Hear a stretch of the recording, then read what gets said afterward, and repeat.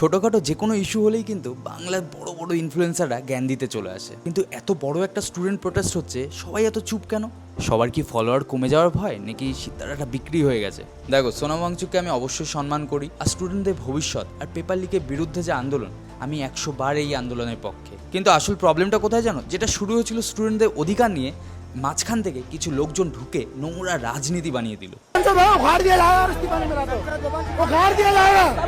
नाम रहेगा अल्लाह का।